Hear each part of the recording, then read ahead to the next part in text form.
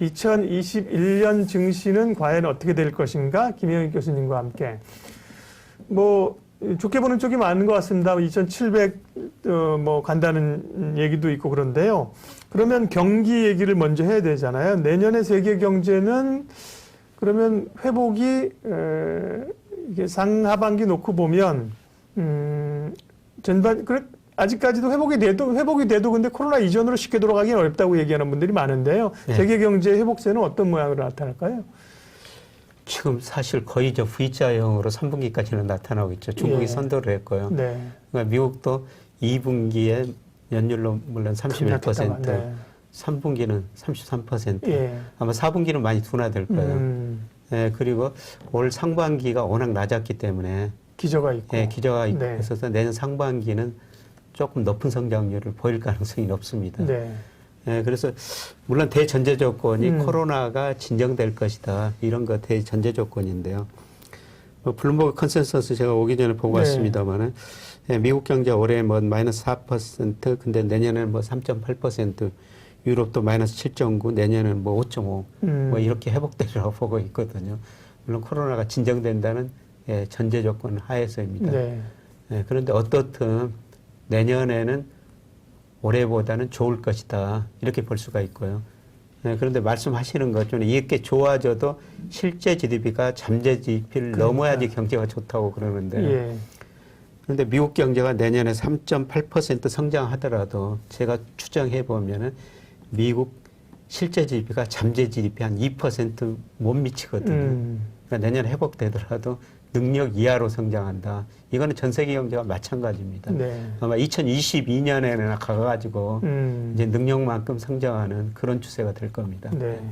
그러니까 잠재 성장률을 따라가고 경기가 정말로 좋아지고 막 화랑이 되기까지는 시간이 걸린다. 예. 다만 이제 워낙 눌렸고 급속히 눌렸던 것은 내년 되면 꽤 기저를 반영해서 이제 올라오는 국면이 된다. 예. 이렇게 말씀하신 거고요. 미국 그렇고 유럽 경기, 유럽 상황은 어떤가요? 유럽도 굉장히 어려운 상황이고 사실 코로나 또 유럽 타격을 많이 줬잖아요. 예, 유럽에서는 이중 침체가 좀 가능하다. 예. 그런 이야기가 나오죠. 코로나가 워낙 확산되니까. 예, 그래서 유럽도 3분기에는 굉장히 빠른 속도로 회복됐는데요. 아마 4분기 증가세가 둔화되다가 내년 1분기는 다시 마이너스 성장을 할 수가 있습니다. 그런데 백신 같은 게 개발되면 2분기 이후로는 더 플러스 성장하리라고 보고 있고요. 그래서 블룸버그 컨센서스가 유럽이 올해 마이너스 7.9%입니다. 이거 네. 대단한 거거든요.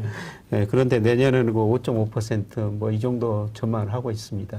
그래서 저는 이 정도까지는 아니더라도 올 4분기 좀 둔화, 내년 1분기 거의 이중 침체 모습 나타났다가 내년 2분기, 3분기 가면서 유럽 경제는 다시 회복되리라 보고 있거든요. 네.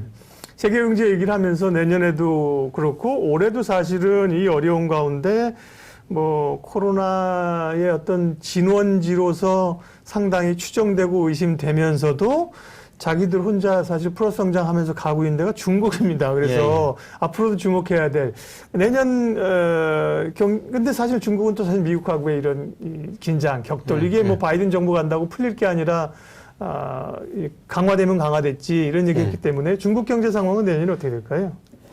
중국 경제가 올해 2% 안팎 성장하리라고 보고 있는데 대부분의 연구기관이 내년에는 한 7 내지 8% 성장할 것이다. 예, 그러면 상당히 높은 성장이거든요. 네. 사실 올해도 세계 경제 대국 중에서 마이너스 성장 안 한 유일한 국가가 중국이라고 볼 수가 있죠. 그런데 중국이 이렇게 성장하는 것은 저는 내수라고 보고 있거든요. 중국의 1인당 국민소득이 작년에 $10,000를 돌파했어요. 역사를 보면 1인당 국민소득이 $10,000 돌파할 때 본격적으로 소비가 늘어나거든요. 우리나라는 94년이었었습니다. 94년 $10,000 돌파하고 좋다고 했다고 97년 해안 위기를 겪었는데요. 근데 중국은 이제 $10,000 돌파하고 소비가 늘어나는 시기입니다. 그래서 수출이나 투자가 다소 줄어들더라도 소비가 늘어나니까 중국 경기가 마이너스 성장 안 하고요. 이런 추세가 계속 될 거라고 생각하고 있습니다. 그리고 제가 중국 경제에서 가장 관심을 갖는 거는 중국의 이제 성장률이 아니라 저는 중국의 금융산업 시장이에요. 개방을 하고 있죠, 이제. 이미 작년 은행업 개방했고 올해 예상보다 빨리 증권업, 보험업 다 개방해버렸거든요. 이제 남은 게 금리 자유하고 외환시장 자유예요. 근데 중국 위안화 국제화를 포함한 금융 강국을 계속 추구하고 있고 미국도 중국한테 요구하는 게 빨리 개방하라는 거거든요. 그래서 사실 중국이 2001년 WTO 가입하고 작년까지 보니까 미국하고 교역에서 5조 1천억 달러 벌어갔어요. 미국은 그걸 다시 찾아오자는 거죠. 미국이 잘하는 건 금융이거든요. 계속 중국한테 그렇죠. 금융시장 개방하라. 그래서 아마 기본적으로 패권 전쟁이기 때문에 이들 전쟁은 오래 갈 거예요. 그런데 때로는 서로 양보할 수도 있지만은 뭐 양보 시점이 어느 것이냐. 지금 미국이 중국 기술 규제를 하고 있는데 그걸 풀어주고 아마 중국은 금융 쪽의 문을 열게 금융 하고 쪽의 문을 열게 하고 뭐 그렇게 되면은 전 세계가 좀 편안하게 지낼 수가 있는 건데 그런데 그거는 어떻게 될지 좀 더 지켜봐야 될 것 같습니다. 패권 전쟁, 투키티데스 이야기가 나오는데요. 어쨌든 패권 경쟁 가는데 어찌 보면 이제 제조업 쪽 이런 쪽에서의 긴장 관계 좀 줄어들고 금융시장을 개방하려고 할 텐데 중국도 뭐 그걸 허락하랑 문을 안 열 거 아닙니까, 그죠? 금융시장을 문을 확 열어젖혔다가 이을 수 있는 자기네 경제 구조의 변동성을 잘 알 거 아니에요. 조심스럽게 갈 텐데. 조심스럽게 열기는 열 텐데요. 그런데 지금 유럽계, 미국계 금융회사들이 중국에 굉장히 많이 진출해 있거든요. 그리고 최근에 보니까 로무라 증권도 지금 중국에 계속 진출을 확대하고 있습니다. 그런 걸 개방하고 지금 미리서 가서 터전을 닫고 있는 거죠. 그 벌써 얼마 전부터 그 얘기를 하셨어요. 김혜익 교수님이 중국 증시가 한번 중국이 쇼크를 받거나 좀 흔들거리고 표현이 좀 죄송합니다만 와장창하면 기회를 줄 거다 중국으로 가자 그러셨는데 그럼 중국에서 앞으로 투자 기회는 투자자 입장에서는 어느 쪽에서 투자 기회를 삼아야 돼요? 저는 뭐 중국의 내수 1등주라고 보고 있거든요. 중국 경제가 내수 중심으로 성장할 것이다. 그래서 각 1등 기업. 그런데 최근에 그 중국 정부 정책 당국 보면은 조금 개별 기업 사는 거는 위험하거든요. 최근에 기업 IPO 시킨다고 했는데 갑자기 그냥 며칠 전에 못하게 좀 만들어 버렸습니까? 엔트그룹이요. 엔트그룹. 마윈이 한마디 잘못했다가. 그럴 수도 있으니까 저는 뭐 중국은 개별 기업보다는 그 1등주로 구성을 랩 펀드, 뭐 ETF, 뭐 이런 거로 간접 투자하시는 게 더 나을 거라고 보고 있습니다. 리스크 좀 줄일 수 그 있겠네. 시기는 서서히 이제 시작되고 있다. 지금부터 서서히 중국 비중을 늘려야 된다.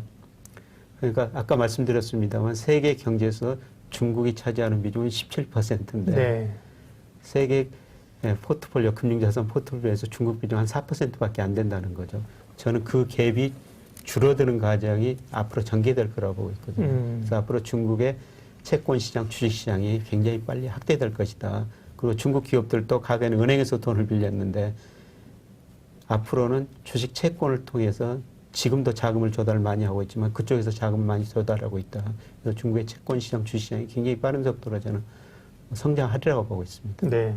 중국의 뭐 소비 쪽에서는 아마 중국의 시총 제일 높은 게 마오타이 이런 걸 거거든요. 귀주 모태주 이런 걸 텐데 그런 개별 기업의 리스크가 좀 있으니 대표 기업들로 ETF 같은 거로 중국 시장을 사면 좋겠다. 저는 그렇게 보고 있습니다. 그 말씀을 하셨고요.